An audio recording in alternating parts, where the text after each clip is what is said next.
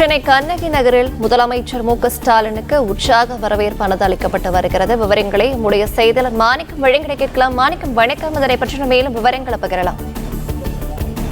கண்ணகி நகர்ல முதலமைச்சர் அவர்கள் நிகழ்ச்சியில் பங்கேற்க வரக்கூடிய வழிநடுகளுமே அவருக்கு உற்சாக வரவேற்பு வழங்கும் விதமாக திமுகவினர் வரும் வழி முழுவதுமே நின்றிருக்கிறார். ஆங்காங்கே அவருக்கு சிறப்பு உற்சாக வரவேற்புகளானது கொடுக்கப்பட்டு வருகிறது. அதில் வழி முழுவதும் இருக்கக்கூடிய தாய்மார்கள் பச்சிளம் குழந்தை ஒரு குழந்தைக்கு பெயர் வைப்பதற்காக முதலமைச்சரிடம் இந்த குழந்தை கொடுத்து அந்த பெயர் சுட்ட வைத்திருக்கிறார். அதே போன்று குழந்தையை அழைத்து வந்து குழந்தைக்கு வாழ்த்து வாங்குவதற்காக முதலிடம் வந்து அவரை அந்த முதலமைச்சர் அந்த குழந்தையை கையிலேந்து அந்த குழந்தைக்கு தன் கையால் ஒரு முத்தம் கொடுத்து அதனை வாழ்த்தி அனுப்பியிருக்கிறார். இதே போன்று இந்த நிகழ்ச்சி நடைபெறக்கூடிய பகுதிக்கு முதலமைச்சர் வரும்பொழுது வழிநடிகள் இருக்கக்கூடிய தொண்டர்களை பார்த்து உற்சாகப்படுத்த முதலமைச்சர் கைகளை ஆட்டிய வண்ணமே காரில் பயணித்து வந்திருந்தார். மேலும் தொண்டர்களுடைய அந்த வரவேற்பை ஏற்கும் விதமாக காரிலிருந்து இறங்கி நடந்து தொண்டர்களுடைய வரவேற்பை பெறும் விதமாக வழிநடிகள் இருக்கக்கூடிய அந்த தொண்டர்களுடைய கரங்களை பற்றி அவர்களுக்கு கைகளை உயர்த்தி அவருடைய வரவேற்பை ஏற்கும் விதமாக முதலமைச்சர் நடந்து அந்த நிகழ்ச்சி நடைபெறக்கூடிய இடத்துக்கு செல்லக்கூடியதை பார்க்க முடிகிறது. தொடர்ந்து முதலமைச்சர் வழி முழுவதுமே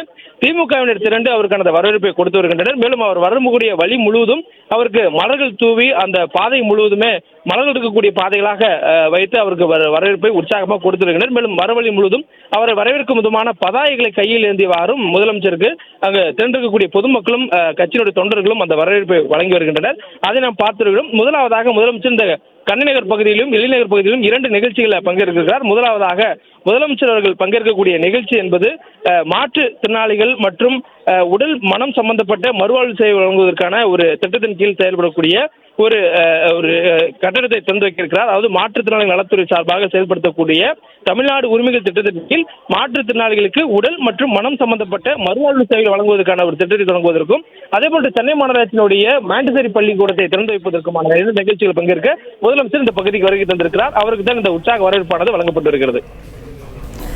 விவரங்களை வழங்கியமைக்க நன்றி மாணிக்கம்.